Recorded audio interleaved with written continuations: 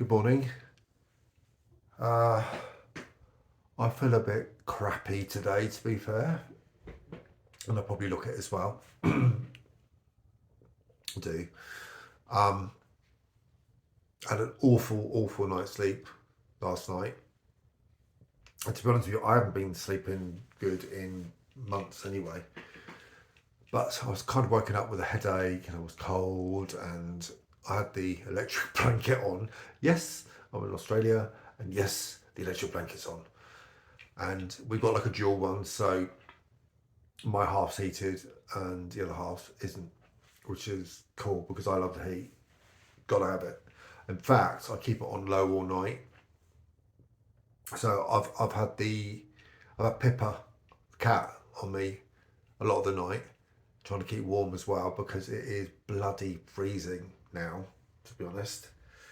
And again, it's not freezing in the sense of like it is in the UK, but it is cold and miserable, and yeah, so I'm all layered up today. But yeah, I feel rotten. Possibly COVID.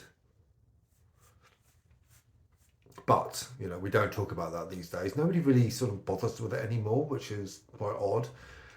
It's weird because when you look back over your memories on social media and you look at COVID times, it does seem so alien. It really does seem alien now. And I think it was that Easter. Oh God, I can't even remember the year. 2020, whatever it was. Um, and I just remember, there was those 3 months. I used to do a lot of walking. I still do a lot of walking. And it was quite a nice sunny Easter, if I remember rightly. And I just remember all the advertisements were out for Easter. Everything, all the shops were advertising this, that, and the other, but they're empty. It was desolate. And it's just such a bizarre time when you think back, to those days. But now, I mean, it's still about. I mean, COVID is still about, but we just don't talk about it in the same sense, which is quite strange. And it's not gone anywhere. It's still there, and it's still rampaging as much as it ever did. It's just not in the headlines anymore. So, um, week. I've had a bit of an odd week, really. It's oh, what was it called? Anyway, look, I the shower incident. That's all I can call it. A couple of days ago, I started to have. Well, I've been having showers anyway, which has been fine. I prefer a bath myself, but it's a British thing, I guess. Um, so anyway, I having a shower, turned it on, got in, washed myself, and and I remember I went to turn off the taps and got electrocuted, which was quite odd. And this happened a couple of times. And it also happened when I touched the shower rose at the top, and because I went to push it down and got electrocuted again. So I thought this is a bit strange. And to be fair, it really hurt. It wasn't like a little um, tingling. It was a shock. Anyway, I thought, do you know what? I've got to go to work, and when I get home, I'll have a shower and I'll try it again. So I got in, shower, turned it on, and bugger me, it happened again, but worse. And I thought, oh no, what's going on? Anyway, look, so the first port of call is the electrician that's been doing our electrics in the house for quite a while. It's the same company. We're used to them, and they seem to be really good. Seem to be really good. Um, and they asked me to take a picture of the box, the electricity box outside the front of the house. So which I did, sent it off. They got back to me and said they know what the problem is. I had to have this replaced, that replaced. Could be an earthing issue, and it was going to cost about $2,500. And I just said, look, just do it. It's fine because if it needs to be done, it needs to be done. I did my usual. Sometimes it's good, sometimes it's bad, but I Googled and, went on to Dr. Google, maintenance this time, and looked up what was going on. And our electricity supplier, Western Power, came up in a message and said if you get tingling or you get electric shocks, you need to phone Western Power immediately. So I thought, okay, I'll give them a ring. Anyway, they phoned. She said someone will be out in half an hour. And I thought, yeah, right. But no, someone and someone else was out in half an hour. They were out with a crane, and the other guy had his hard hat on, and they were going up and checking all the wires. And give Western Power their due. My God, they really amazing. I couldn't believe how efficient they were. And one of the guys was testing all the electrics in the house, and I said the other guy was doing the electrics outside, and they were testing the main supply box, etc., etc. And I mentioned that I thought it might be an earthing issue, and he said, "Look," he said, "it's what most people say," and he said it's good to have a little bit of knowledge about it. He said, "But it's not necessarily going to be that." And just bear with them. And so they were there for about, I don't know, an hour. And he come back and he said okay. He said your earth's fine. He said so your property is earthed. That's not the issue. He said I thought immediately it was something to do with the bad weather because we've been having a lot of rain. And he said no. He said it's called a, what did he call it? A neutral voltage surge. It's basically because lots of people are using electricity at the same time, and it tends to suck it out of the what do you call it, the circuit or the whatever it is, and we tend to be left as a house. We were left with not a lot, and because of winter and the supply usage going up,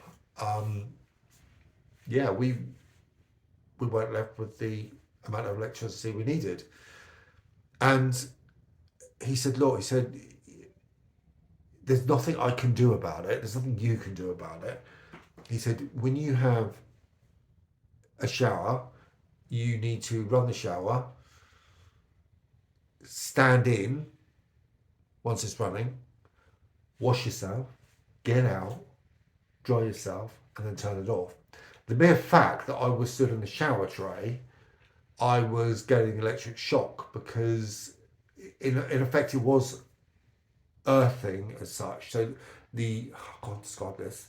I'm not an electrician, as you can tell, but the electricity was using me as earth in effect. And he said it's not dangerous. He said it could be dangerous. He said, but what? He said it's not. He said we've tested all your electric, so he said it's all fine, even though it really hurts. And I've kind of got like a pain in my blasted chest since, and yeah, it was quite painful and enough to knock you back, really. But he said, look, he said there's nothing you can do. It's you just have to do what you do. And actually, somebody on social media said to me that it used to happen to his grandmother. They lived in Ireland, and they had the same issues, a neutral wiring, whatever it was.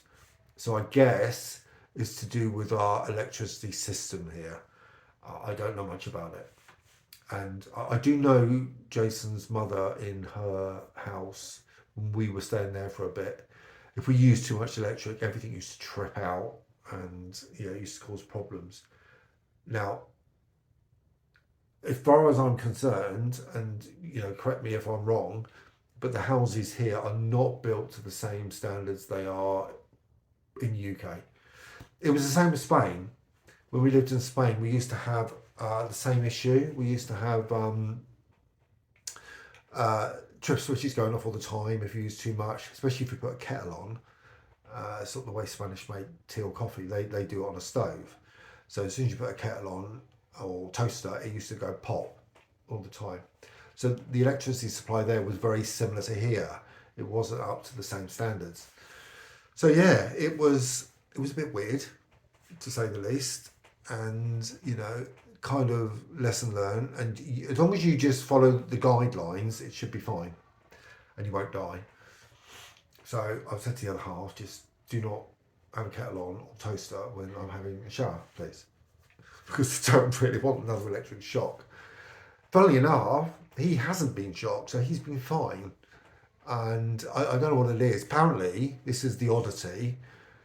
The guy who came out from Western Power, he said to me, the first thing he said was, "Do you bite your nails?"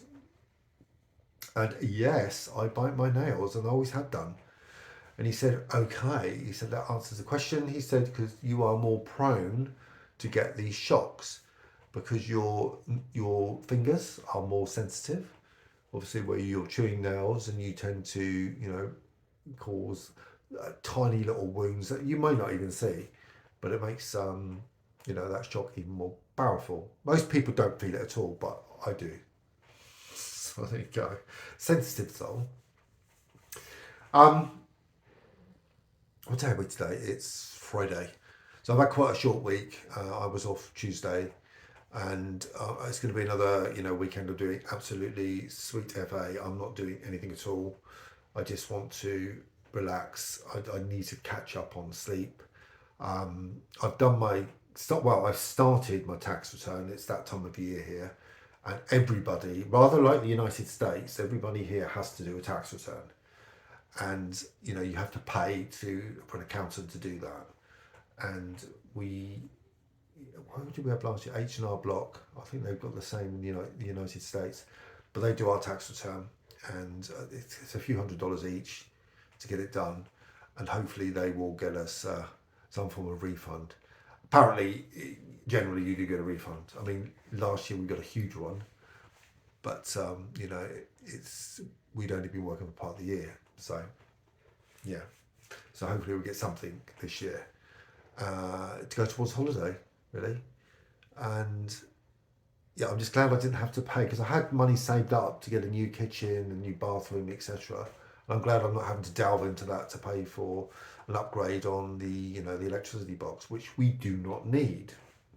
So it pays to book to Western Power, because they told us exactly what was going on, and they're not trying to make money out of us and all the rest of it, really.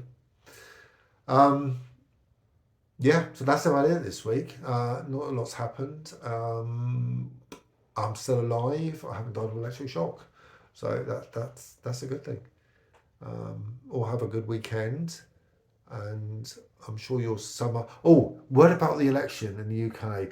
I love it because I'm over here looking in, so I'm not actually a part of it. I think if I was a part of it, it was on TV every day like it would be in the UK, it'd drive me insane. But I'm quite, I'm loving looking on it and seeing how it's going. My God, Jesus Christ, that Prime Minister you've got at the moment, how out of touch is that guy? It's unbelievable. Jesus Christ. The only thing he didn't have as a child was Sky TV. There are more food banks in the UK than McDonald's. The poverty is extreme. He walked out of D-Day celebrations and the anniversary to get back to the UK quickly.